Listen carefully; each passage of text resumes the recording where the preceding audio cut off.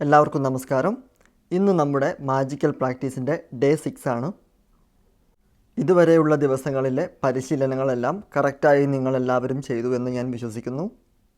ഇനി ഏതെങ്കിലും ദിവസം നിങ്ങൾക്ക് പരിശീലനം തുടർച്ചയായി നടത്താൻ കഴിഞ്ഞില്ല എങ്കിൽ ഏത് ദിവസമാണോ നിങ്ങൾ മുടക്കം വരുത്തുന്നത് ആ ദിവസം മുതൽ 3 ദിവസം പിറകോട്ടുള്ള പ്രാക്ടീസ് മുതൽ നിങ്ങൾക്ക് വീണ്ടും പരിശീലിച്ച് തുടങ്ങാവുന്നതാണ്. ഡേ 6ലെ പരിശീലനം എന്ന് പറയുന്നത് മാജിക് ഇൻ യുവർ ആക്ടിവിറ്റീസ്, മാന്ത്രിക പ്രവൃത്തികൾ. നിങ്ങളൊരു കാര്യം ആലോചിച്ച് നോക്കുക. ഒരാൾ ദരിദ്രനായി ജനിക്കുന്നത് അയാളുടെ കുറ്റമല്ല, എന്നാൽ ദരിദ്രനായി മരിക്കുന്നത് അയാളുടെ കുറ്റമാണ്. നിങ്ങൾ വിചാരിക്കുന്നുണ്ടോ ഒരു മനുഷ്യൻ പരമദരിദ്രത്തിൽ ജനിക്കുകയും ജീവിക്കുകയും പരിമിതമായ സൗകര്യങ്ങളിൽ വളരുകയും ചെയ്താൽ ആ വ്യക്തിക്ക് ഉയർന്ന നിലവാരത്തിലേക്ക് എത്താൻ സാധിക്കുമെന്ന്? നമ്മൾ പൊതുവെ കാണാറുള്ള ഒരു ഉദാഹരണം നമുക്ക് പരിശോധിക്കാം.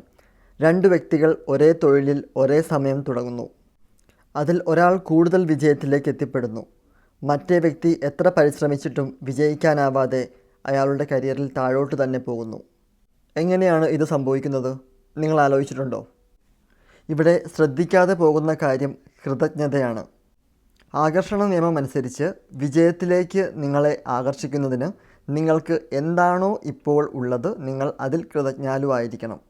നന്ദിയില്ലെങ്കിൽ സുസ്ഥിരമായിട്ടുള്ള ഒരു വിജയം അസാധ്യമാണ് എന്ന് മനസ്സിൽ വയ്ക്കുക. നിങ്ങളൊരു തൊഴിൽ ചെയ്യുന്ന വ്യക്തിയാണ് എന്ന് വിചാരിക്കുക. നിങ്ങൾക്ക് ധാരാളം അവസരങ്ങളും പ്രമോഷനും പുതിയ പുതിയ ആശയങ്ങളും പ്രചോദനങ്ങളും എല്ലാം ധാരാളമായി ഉണ്ടാകുന്നതിന് നിങ്ങൾ നിങ്ങളുടെ തൊഴിലിനോട് കൃതജ്ഞതയുള്ളവരായിരിക്കണം. നിങ്ങൾക്ക് എത്രത്തോളം നന്ദിയുണ്ടോ അതിലേറെ നന്ദി പ്രകാശിപ്പിക്കാൻ കഴിയുന്ന കാര്യങ്ങൾ നിങ്ങളിലേക്ക് എത്തിച്ചേരും. നിങ്ങളുടെ ജീവിതത്തിലുള്ള ഏതെങ്കിലും വർദ്ധിപ്പിക്കണമെന്ന് ആഗ്രഹമുള്ള കാര്യങ്ങൾക്ക് നിങ്ങൾ അങ്ങേയറ്റം നന്ദിയുള്ളവരായിരിക്കുക. കഴിഞ്ഞ പരിശീലനങ്ങളിലെല്ലാം നമ്മൾ പറഞ്ഞ ഒരു കാര്യം നിങ്ങൾ ഇവിടെയും ഓർക്കുക. ആർക്കാണോ നന്ദിയുള്ളത് അവർക്ക് കൂടുതലായി നൽകപ്പെടും. ആർക്കാണോ നന്ദിയില്ലാത്തത് അവരിൽ നിന്നും ഉള്ളതുകൂടി എടുക്കപ്പെടും. നിങ്ങളൊരു കാര്യം ഓർത്തു വയ്ക്കുക. നിങ്ങൾ നിങ്ങളുടെ ജോലിയോട് നന്ദിയുള്ളവരാണെങ്കിൽ ആ ജോലി നിങ്ങൾക്ക് വേണ്ടി സ്വാഭാവികമായി തന്നെ കൂടുതൽ കാര്യങ്ങൾ നിങ്ങളിലേക്ക് എത്തിക്കും. നിങ്ങളുടെ ജോലിയെ നിങ്ങൾ കൂടുതൽ പ്രാധാന്യത്തോടെ കാണുമ്പോൾ അത് നിങ്ങളിലേക്ക് കൂടുതൽ പണവും വിജയവും തിരികെ നൽകും. നിങ്ങൾക്ക് നിങ്ങളുടെ തൊഴിലിനോട് നന്ദിയില്ലെങ്കിൽ നിങ്ങൾ വളരെ കുറച്ച് ശ്രദ്ധ മാത്രമേ നിങ്ങളുടെ തൊഴിലിൽ കാണിക്കൂ. നിങ്ങൾ കുറച്ചു മാത്രം നൽകുമ്പോൾ നിങ്ങൾക്ക് ലഭിക്കുന്നതും കുറയും. ഇതിൻ്റെ ഫലമായി നിങ്ങളുടെ സന്തോഷം നഷ്ടപ്പെടും. നിങ്ങൾക്ക് കിട്ടേണ്ടുന്ന കാര്യങ്ങളിലെല്ലാം കുറവ് വരും. അപ്പോൾ നിങ്ങളുടെ ജോലിയിലുള്ള പ്രവൃത്തികളെല്ലാം മന്ദഗതിയിലാവും. കാലക്രമേണ ആ തൊഴിൽ നിങ്ങളിൽ നിന്നും നഷ്ടപ്പെട്ടേക്കാം. ഓർക്കുക, നന്ദിയില്ലാത്തവരിൽ നിന്നും ഉള്ളതുകൂടി എടുക്കപ്പെടും. ഇനി നിങ്ങൾ ഒരു ബിസിനസ്സുകാരനാണെങ്കിൽ നിങ്ങളുടെ കച്ചവടത്തിൻ്റെ മൂല്യം നിങ്ങളുടെ കൃതജ്ഞത അനുസരിച്ച് കൂടുകയോ കുറയുകയോ ചെയ്യാം. നിങ്ങൾ നിങ്ങളുടെ കച്ചവടത്തോടും കസ്റ്റമേഴ്സിനോടും ജീവനക്കാരോടും നിങ്ങൾ എത്രത്തോളം കൃതജ്ഞതയുള്ളവരാണോ അത്രത്തോളം ബിസിനസ് വളരുന്നതായി കാണാം. ബിസിനസ് ഉടമകൾ ബിസിനസ്സിന് നന്ദി പ്രകാശിപ്പിക്കുന്നതിന് പകരം വിഷമിക്കുകയാണെങ്കിൽ അവരുടെ കച്ചവടം താഴേക്ക് തന്നെ പോകും.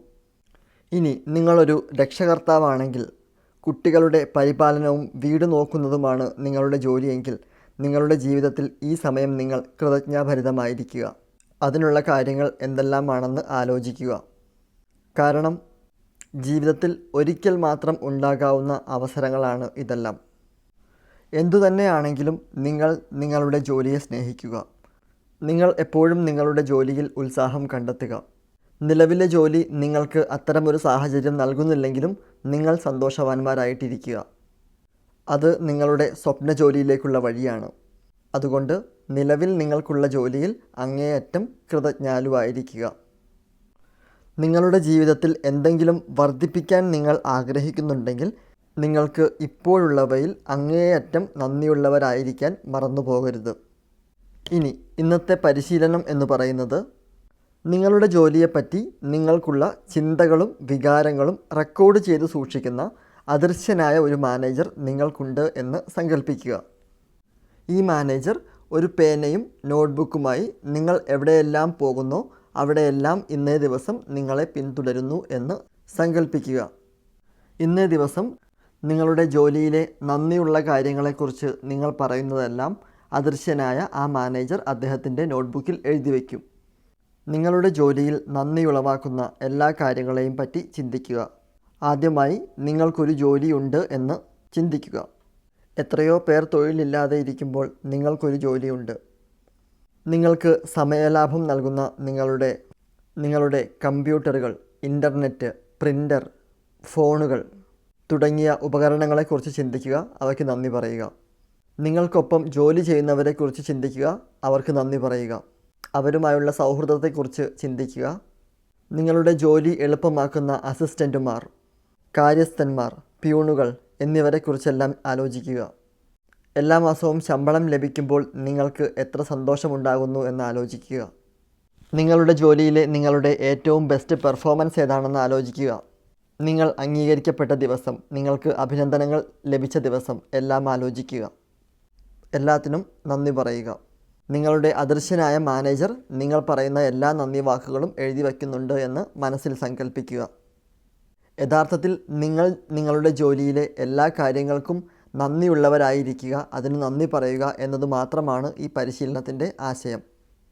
നിങ്ങളുടെ ജോലിയിലെ നിലവിലുള്ള സാഹചര്യങ്ങളിൽ വളരെ പെട്ടെന്ന് തന്നെ മാറ്റങ്ങൾ വരും ദിവസങ്ങളിൽ സംഭവിക്കുന്നത് നിങ്ങൾക്ക് അനുഭവിക്കാവുന്നതാണ്.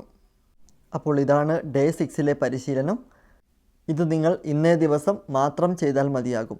അതോടൊപ്പം ഡേ 1 ഡേ 2 പറഞ്ഞ പരിശീലനങ്ങൾ നിങ്ങൾ എല്ലാ ദിവസവും ആവർത്തിക്കുക. അപ്പോൾ ഇന്നത്തെ പരിശീലനം നിങ്ങൾക്ക് കൃത്യമായി മനസ്സിലായി എന്ന് വിചാരിക്കുന്നു.